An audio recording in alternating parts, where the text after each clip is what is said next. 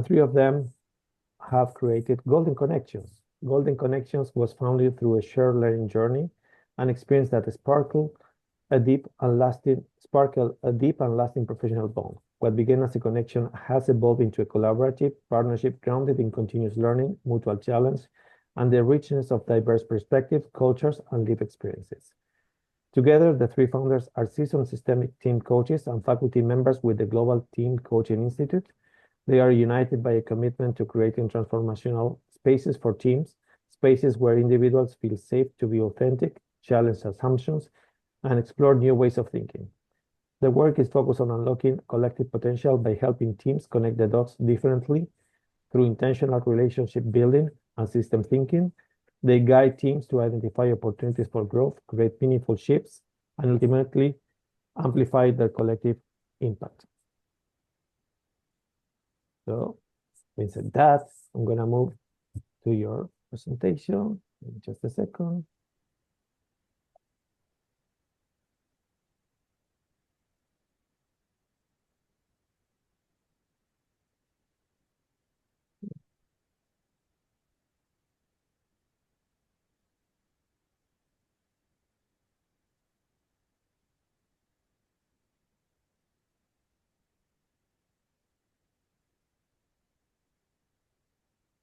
Okay, the floor is yours.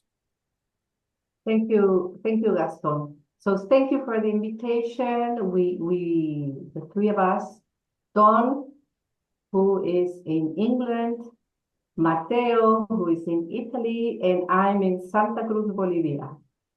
Okay, so if we can go to the next one. We called ourselves Golden Connections. The three of us were studying the third level of systemic team coaching. We met there in a learning group, and we called the learning group Kintsugi, inspired in Japanese art, where when something breaks, you don't throw it away, but you unite it, you glue it with gold. So that's how we started with our learning group and the Kintsugi. And when this opportunity appeared, we said, okay, now we have transitioned into Golden Connection, and that's where we are. And we learn from not hiding the cracks, but honoring them. And it's a metaphor that really reflects that its growth is not about perfection, but embracing our stories, our differences, and becoming stronger together. And the more we interact, the more we see how different and how much magic we can create together. So this is the first time we're actually working with an external group. So we create magic between us. So we've been challenged to come here and involve you in all this. In that space, which is a little bit sacred for us and really, really beautiful place, we share reflections, we challenge each other's thinking, and stretch our boundaries of our own practices. Why are we here? Because we believe that leadership today happens through teams, not around them, not above them, and definitely not in spite of them.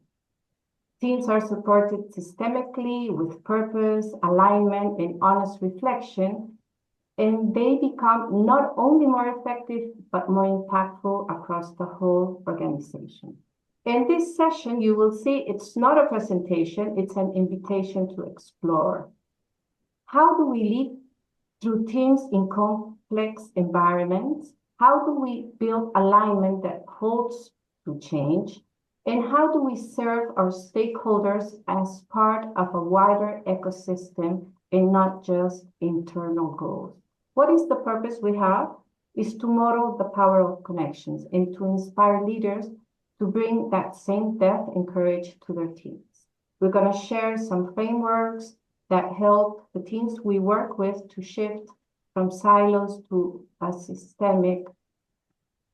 We offer some questions and spark reflections. And mainly, we want to remind you that value is not just about something we deliver, but it's something we co-create with others. I would like to ask you if you could write in the chat, what are the challenges your team are facing today? Perhaps are they working in silos, struggling to align, or lacking a shared purpose? What brought you here? And what does the world of tomorrow need from your team starting today? So, Dawn, would you like to tell us about what is systemic team coaching? Yeah. And as before I start and we get into this topic, if you've got questions, please put them in the chat rather than leave them till the end. And we'll hopefully try and address them as we go through our conversation. So any questions you have, please put in the chat. So systemic team coaching, it is about leadership and it's about organizational development combined through working with teams. And the way I like to think of it is if you imagine throwing a pebble into some water, you get a ripple effect. And if we think of systemic team coaching in that sense, whatever you do creates a ripple effect and affects other parts of the system. So if you're in a team as an individual, there's the interpersonal relationships you have with the different members of the team. If you look at the team as a whole, there's team dynamics going on. So that is part of the system. How the team then carries out its tasks, its purpose, how it connects with other teams in the organization is also part of the system. How the team connects externally with its external stakeholders, partners, suppliers is also part of the system.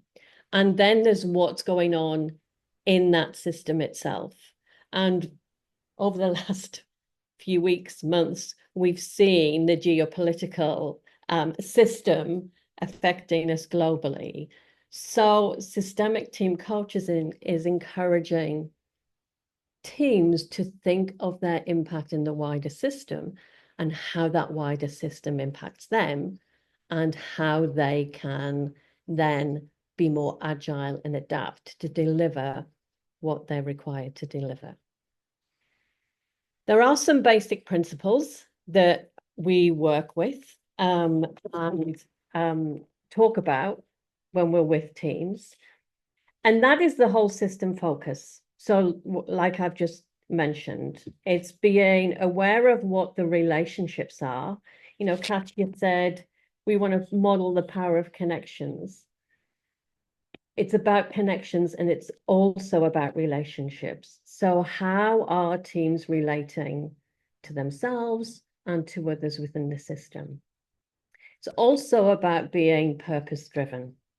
So one of the things we never take for granted is that the team are clear about why they're here. What are you here to deliver for your stakeholders? What are your stakeholders requiring of you? As Katya said, what is the world of tomorrow requiring of you today? So being absolutely clear on your purpose and aligned as a team around your purpose. And within that, how do you then take collective responsibility? So quite often, what we see in teams is each team member has their own area of responsibility and focus on that. And that can in itself create silos. So we are always encouraging teams to how are you collectively taking accountability and responsibility for what you deliver. That, along with how you're relating to each other, will focus on how you create sustainable change. So if we're clear about our purpose, we're clear about the responsibility we take collectively, how do we then continue to adapt to what we need to deliver, but also to what might be going on in the wider system that impacts us. And then lastly, it's about our role working with the team. So we see our role as working in partnership. We don't have all the answers. What we can bring are processes, an understanding of how teams work, and a different eye and lens to what is going on. But it's all about creating greater awareness in the team so that they can then go on to learn and develop on their own with some key principles that we will have hopefully embedded within them. Now, one of the key models that we work with, and it's a fairly well-known, recognized model developed by Peter Hawkins, is the 5 disciplines of systemic team coaching. So we'll just very briefly talk you around that model before we look at and how does all that work in practice. So over to you, Matteo. Thank you, Dawn.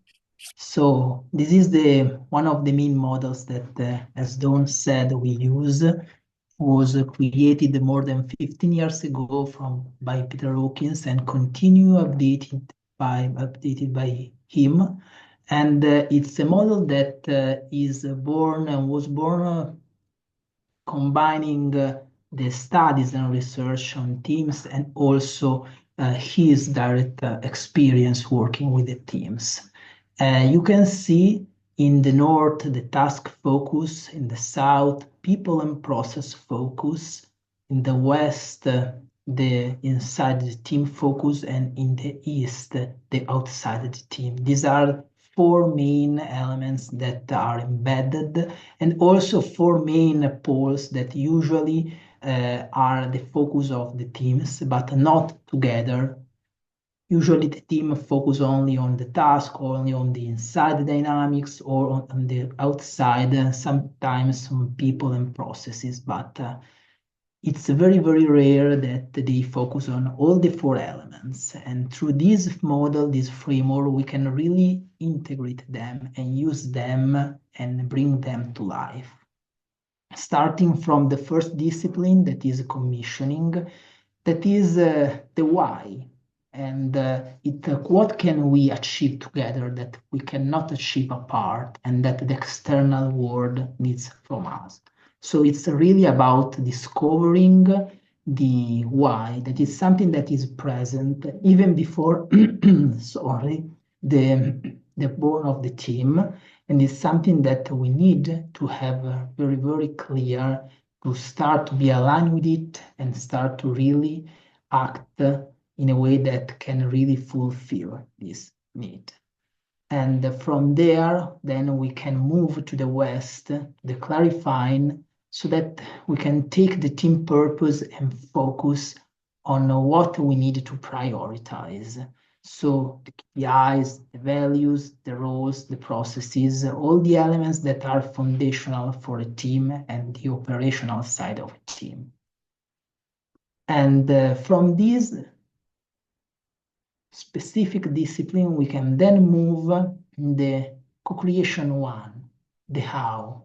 This means how do we need to work together to fulfill the why and also deliver the what. So a very simple example are meetings, team meetings.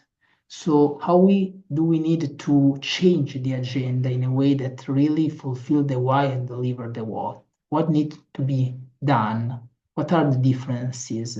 And start to really build these collectively. So together, it's about co-creation, and it's about a generative dialogue versus debate or arguing. And till now, we have created the foundations for the performance and for something that is classic in the world of teams, talking about high-performing teams. And now, through the 4th discipline, the connecting, we start to really go into the creation of value, because that is one of the key elements that really create the magic with the systemic team coaching, because we start really to look at the outside and to really understand what are not only the key stakeholders, but all the stakeholders. So it's about really how do we need to change how we partner with each of our stakeholders, clients, customers, suppliers, and so on. And this means to understand who they are and the type of relationship and how do we need to change it so that we can partner with them.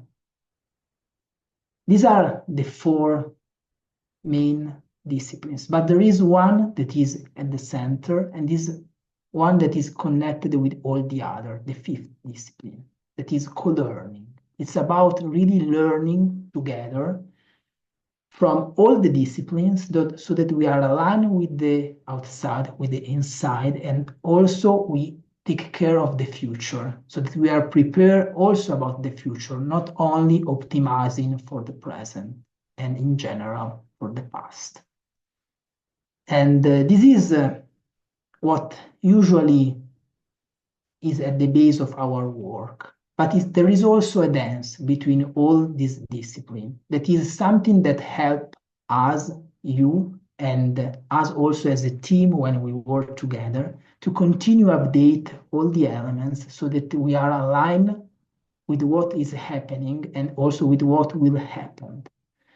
This means that from the connecting discipline, when we are talking with our stakeholders, we are also taking informations, data, that we need to explore and also share with the other team members. In this way, we can understand what are their needs and if these needs have changed in some way. Because when there is some change, we can have the possibility to really change also, even slightly, our purpose. And this change is connected with all the other elements of the team and of the model. This means that we need also to see if we need to update the clarifying discipline, maybe some of the KPIs, some of the roles, some of the processes. And this also influence the co-creating, so how we are working together, maybe the agenda of our meeting, and the type of discussion and themes that we usually talk about during our working together. And then we continue with the connecting one so that we continue to have this type of dialogue and relationship with our stakeholders, the learning, and this is a cycle that gives us the possibility to be always aligned with what is happening outside, so that we are not in a silo in our island and we are thinking about something great, but in reality we are only in Iceland because we are more than this. We are always connected with all the other elements of the environment, the context. The point is to create this awareness and to really navigate this type of relationship and use them to create value for all the elements that are present. And I think that this is a brief introduction about the 5-discipline model and framework. And now I hand over to Katya, who will continue by talking about how we would work with you.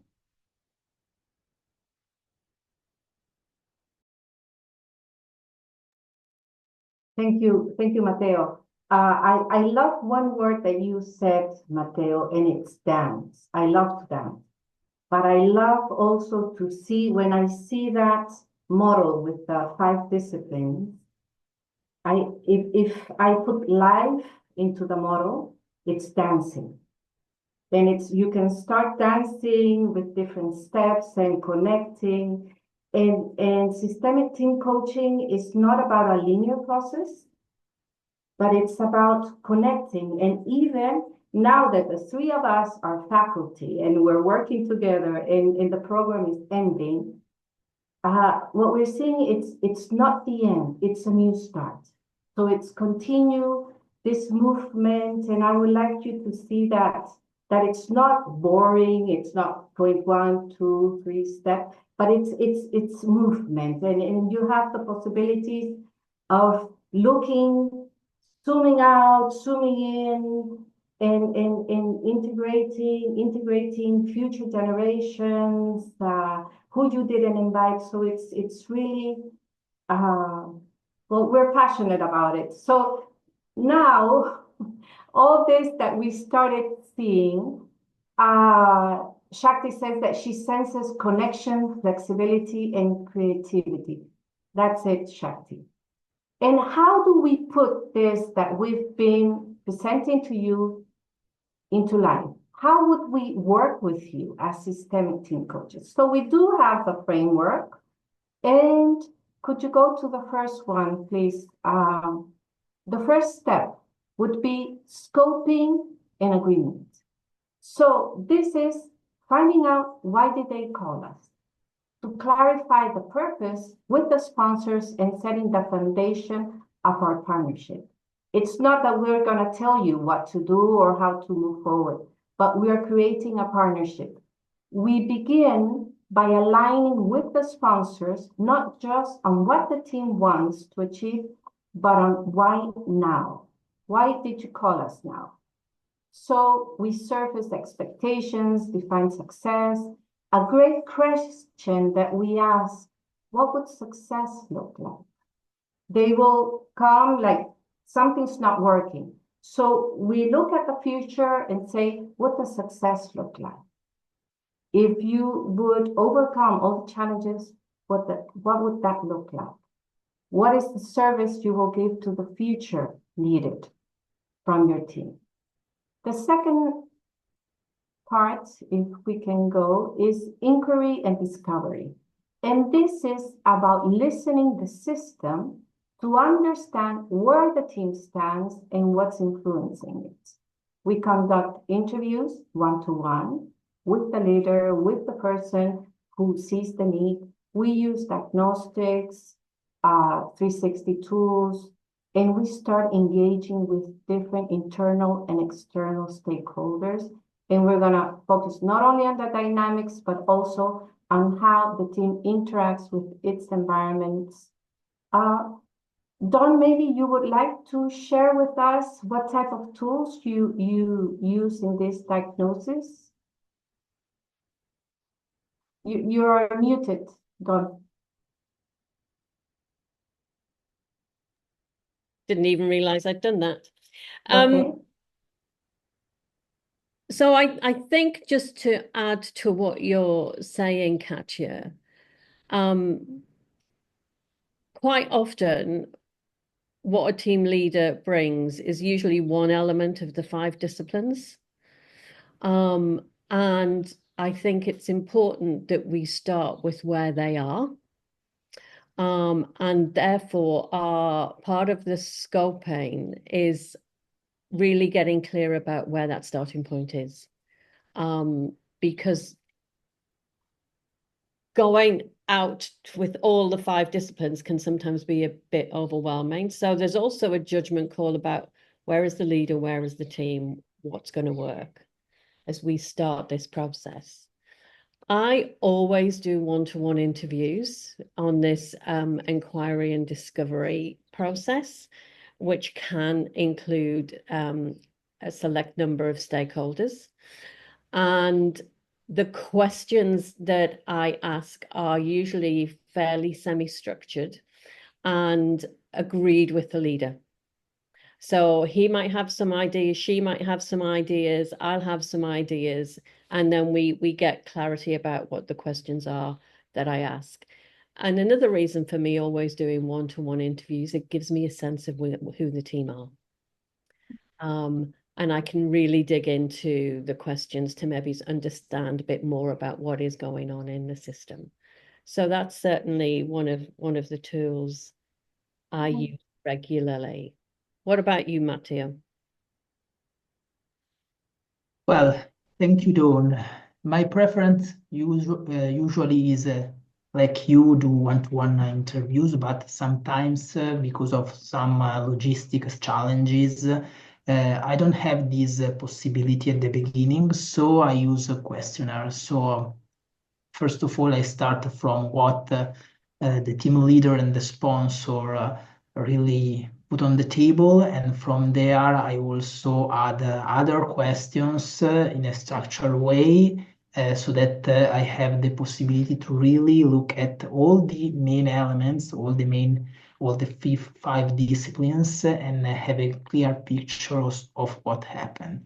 Through them, I then collect everything, integrate everything, and emerge, and from there emerges the main themes that I will bring during the first session. Thank you, Matteo. Shakti, would you like to? Yeah, and I also put it in the chat. I wasn't sure when is the good time, but as Dawn mentioned, doing the one-on-ones, which really resonates for me on the one hand.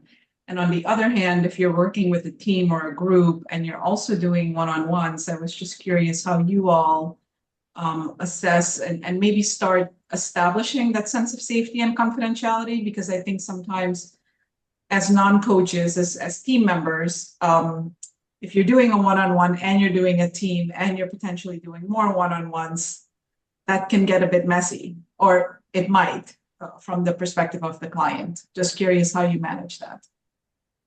So one of the things I do from the very beginning with the interviews is I always say it's private and confidential, and set it up in a way that the more open they are with me and honest about what they see is working well in the team and where they might need to put some focus and attention to improve and add more value, the richer it's going to be for me to really get a sense of what is going to work.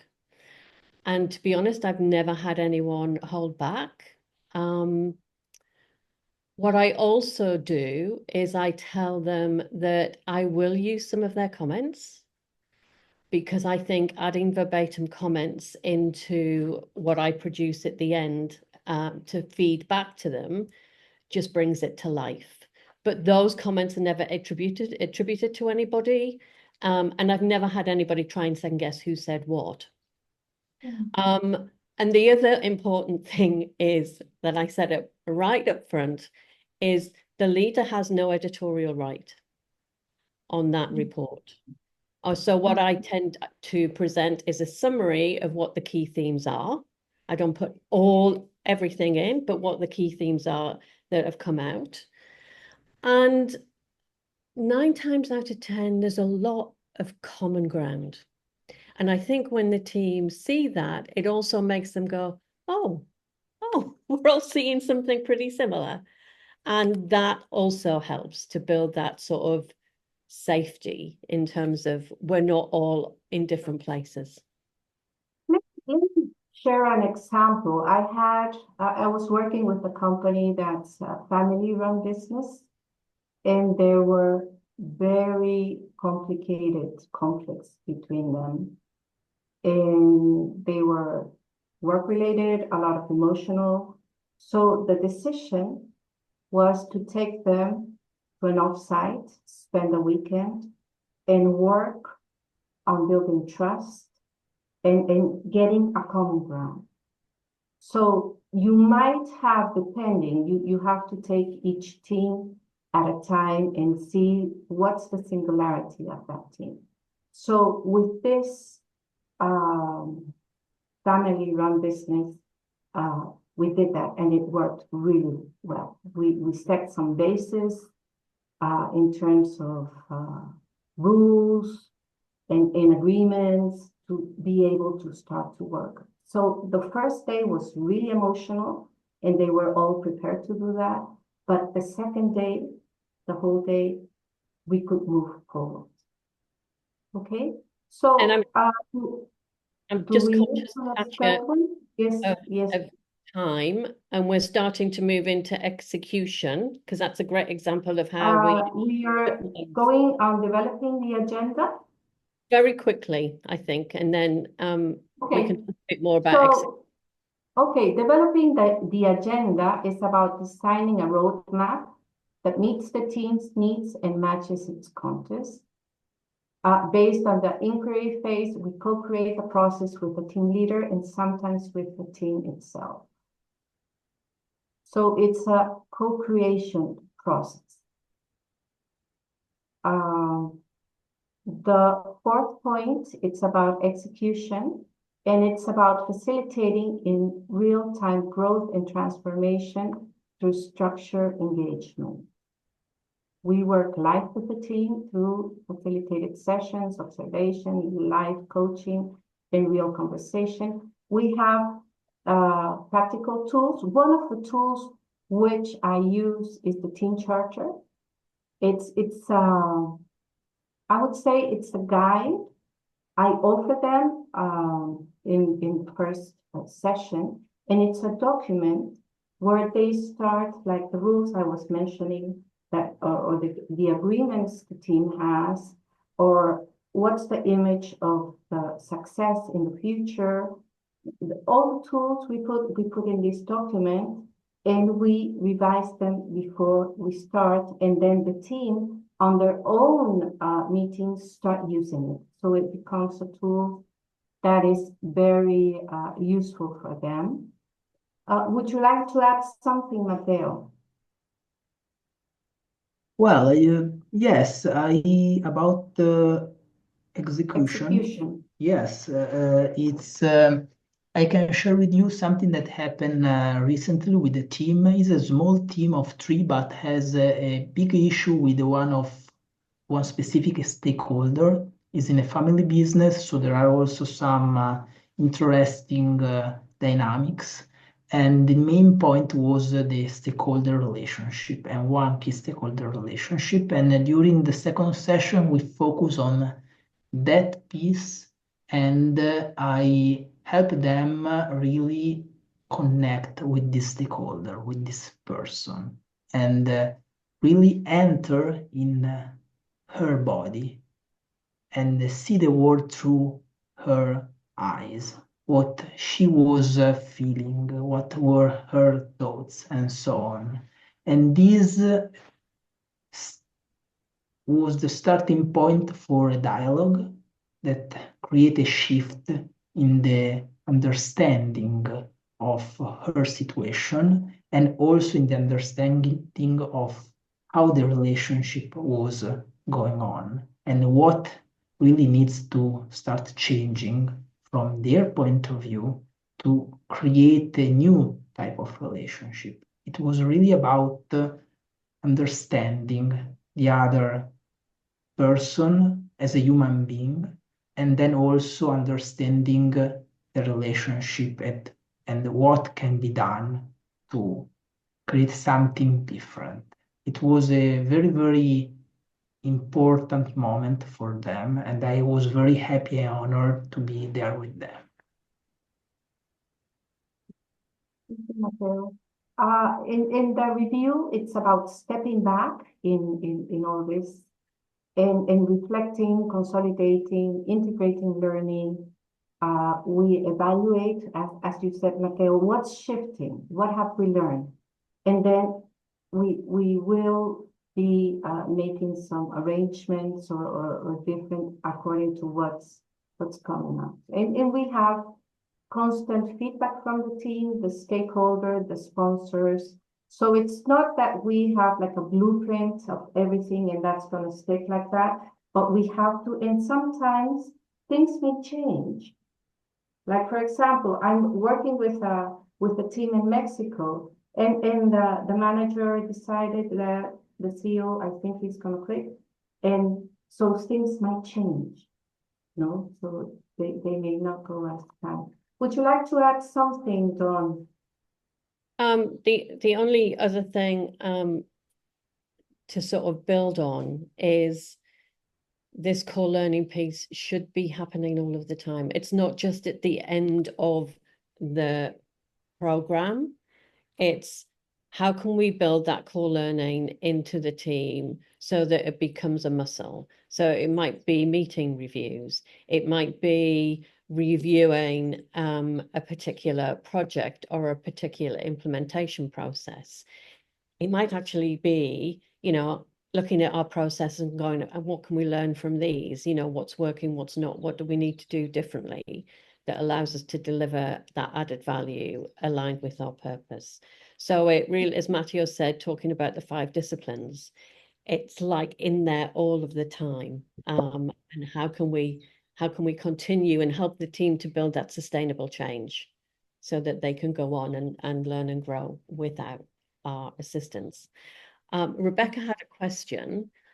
Rebecca, I'm just not sure whether you were talking about Katya's tool or Matteo's tool, because she's asked, could you share the tool you used during the execution step? Do you want to just... Katya's tool. Right, okay. So she said that there's one that she uses, and then many of the organizations you work with, they end up using it themselves once you... I can share with you, because what I did was in the program, I saw something, I grabbed it, and I made it my own. So I took, and really that's what you need to do with teams. Yes. This was like a framework that it said, okay, you use, for example, which is really useful because it's very graphic, like red and green cards. When you come to an agreement, you agree with the team. What will you give the team a green card? What are you celebrating? What is allowed? What are we looking for? What type of behaviors? What type of, I don't know, values? And you have red cards, and that's something I'm not going to tolerate. I'm not going to tolerate. Like, it's not allowed. And I've had people, like in the family with this team, like going like this to their father, who was the head of the business. They time out that doesn't go, no? So you would put in the team charter, the red cards, the green cards, what was the image? I like to include pictures there and say, what does if you draw what the future would look like. But I would share without a problem if that's what you need. Thank you so much. Okay. So do we continue then? So very, very quickly, some of the benefits from systemic team coaching. And some of these are of what my own teams have said. And Peter Hawkins has also done some research recently and asked, and it involved over 70 organizations worldwide. And he asked every one of them as part of the survey what the benefits of team coaching, systemic team coaching are. So what you've got here are just some of the examples, and we've sort of touched on them. So improved alignment within the team as well as with stakeholders. So there's real clarity about what their purpose is. There's something about enhanced collaboration and trust. So I've had my own team say this, you know, we're collaborating much better together. We understand each other more. We trust each other more. We understand our roles. Matteo, do you want to talk through the others? Yes, sure. Greater adaptability and resilience. This thanks also to this continue updating and looking at the outside world and also the future, so that team can really be present in what is happening. And then going ahead, thank you, Gaston. Gaston, can you go ahead? Is that next one?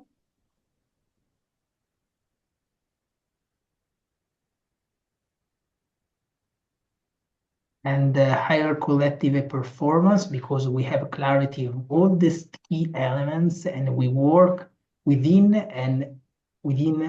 the dynamics and also with all the external dynamics, and these create awareness, clarity, and then clear action that are connected and interconnected. So we can really go faster after a slowing down, so that we can really manage all the elements.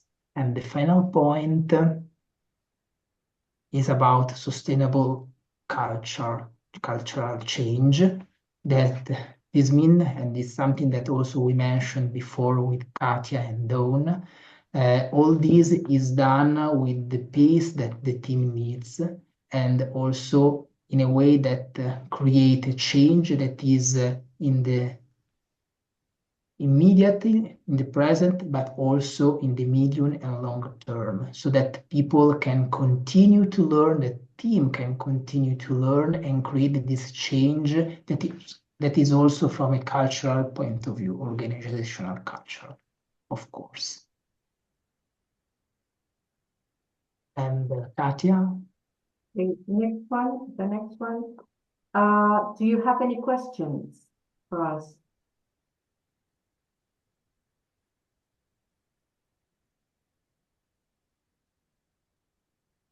I'm taking silence. Are you curious about something?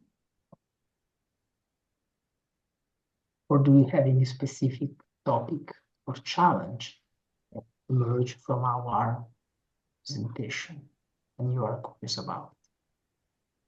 I think it's super interesting what you have shared, and I have a question about you mentioned about the learning process, and when you mentioned that, for me it was kind of and changing the mix, right? So it was like this bubble in the middle was like an octopus that was trying to mix things and the 4 dimensions and trying to blend it to what it's needed at the moment. So my question is around how this systemic approach deals with the dynamics, the constant changes of the teams, internal and external.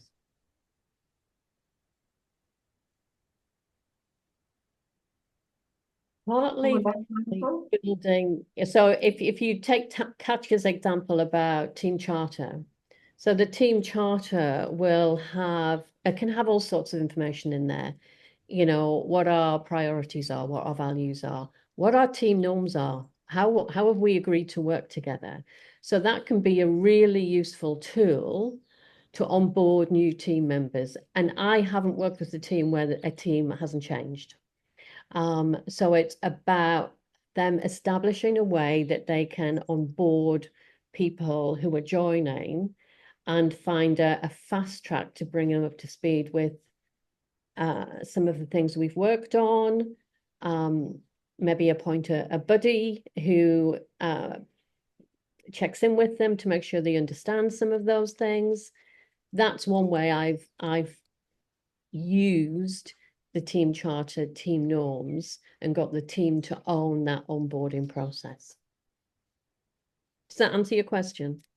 Yeah. No, I was thinking because it's like obviously with team coaching, in this case, you're and the systemic approach, of course, you're addressing the system, you're changing the components, and you're changing the relationship. So you're already producing the change.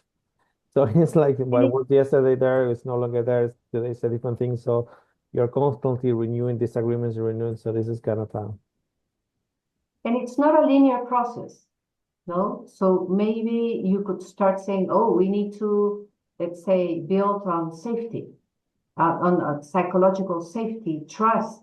It will be difficult to work if you don't trust, no? So working on the relation. So you could be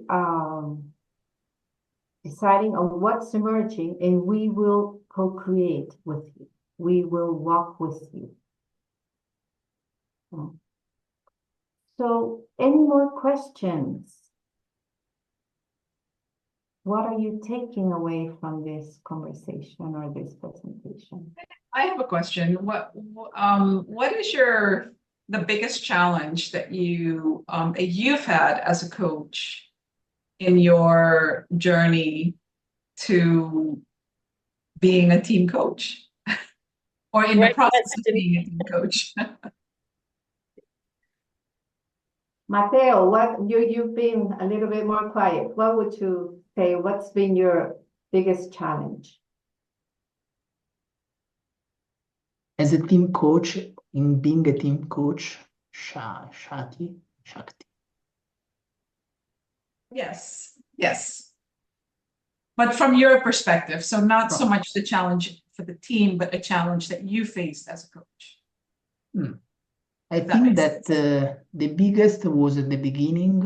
So really be able to navigate uncertainty from the first moment that you enter in the room and you start relationship till the end, because can happen something that you didn't think about, and you needed to really manage it and create and the safe space, continue to cultivate it, give the space to the team, to everybody. So there are a lot of elements that are going on during the session. So really be able to be calm and go ahead, even if you don't know in that moment what will happen in the next step.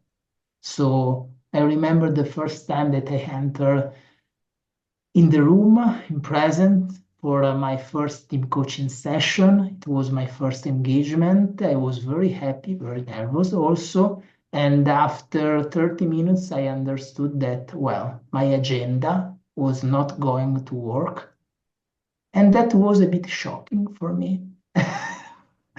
But then well, went ahead, everything went well. I was very happy, but that was very, very, very interesting moment for me. Something, everything in team coaching is messy. So don't expect it to be perfect, no? So Dorothy, I think Dorothy has a question. Yes, thank you. And thank you very much for this presentation. Very, very interesting. I do have a question also for Matteo, and it's the opposite of what Shakti said.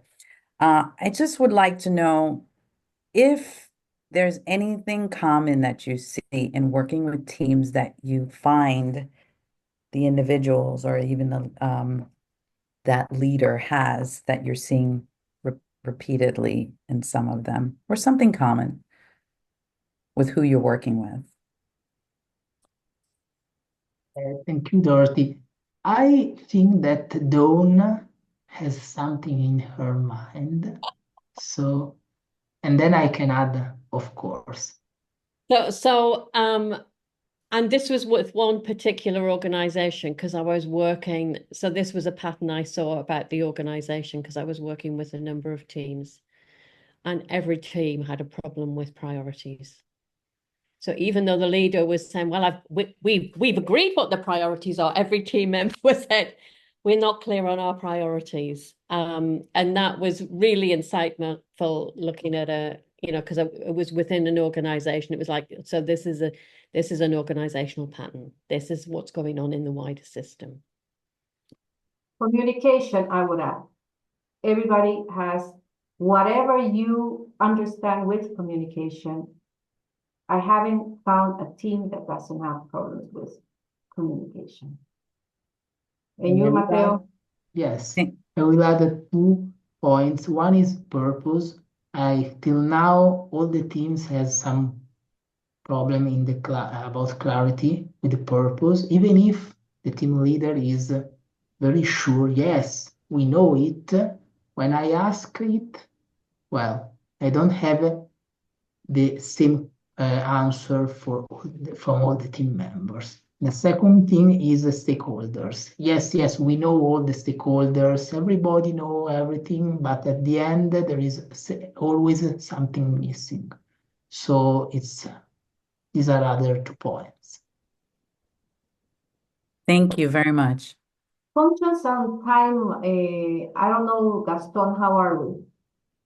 We have 4 minutes. We have 4 minutes, but if you want to wrap up, that's fine. Okay. So do we have any more questions? I don't see any more questions in the chat. I would just say thank you. Thank you for the space. Gaston in ICF South Florida, and Don and Matteo for accepting the challenge and being here. And that's why I would say I'm very grateful for being able to be here with you. And thank you all for your questions. Some great questions. Yeah. Thank you actually to you, Katya, Don, and Matteo for being there, for putting together this presentation. I think that is a great insight or a peek on what systemic team coaching is. So I think that you were very super clear with what it is and what are the benefits that it can bring to teams and to organizations and to leaders. And this is part of the goal that we have for today's session and for this series, right? So we want to help people understand how coaching can help them be better at what they do, get inspired, transform their organizations, their way of living, and thrive at what they love doing, right? And hopefully, if we do that using the systemic approach, the whole world will be better, right? If we are making better all the components, the whole system will be better. So I have already put in the chat the link to the survey, and here's the QR, just in case you want to take a picture and respond. This will help us understand how useful this presentation was, how useful this series is, and eventually what other topics you would like to do. And in this case also, regarding the leadership series, you please stay tuned to the communication coming from us, because on top of building and raising awareness about what coaching can do for you as a leader, as a team, as an organization, we want also connect with organizations and leaders to try this in real life. So as ICF of Florida, we have a number of initiatives that we offer to some of our partners and collaborators to experiment coaching, right? In the case of leadership, there's one called Step Into Coaching. So we will be sharing more information throughout these days. So stay tuned to that. More coming this week. As I said, this is the leadership series. Well, tomorrow we have Ibrahim. Then we have Russell, Carolina, and Kimberly and Roger on Friday. So there's a lot more coming in. Check the calendar, check the events. On top of the leadership and coaching series, we have one dedicated to HR professionals. We have another one that is coaching in education. This is for universities or people or leaders in the educational world. And of course, we have a number of events for coaches that were created and crafted by the programming team. We had the Big 12 cocktail hours for members and non-members, inviting everyone to wrap up your day and learnings and sharing and getting to know more people. And of course, if you are in Florida, in Miami, you will have the chance to join us on Saturday on some in-person events around the well-being in Coconut Grove. So stay tuned, check the calendar. Thank you once again, Katya, Don, Mateo. It's been super interesting to have you. We're super happy that you have accepted our invitation and you have put this together. Amazing work. And certainly we would love to continue the conversation. This is just a start, and eventually we can create more spaces for you to share more and more about this discipline that is so enriching and so empowering, right? So thanks for being there. And thanks, of course, to our participants. Without you, we won't be here. But yes, we will be here, but talking to a wall or something on a blank screen. So thank you for being there with your questions. And we hope that this has been interesting.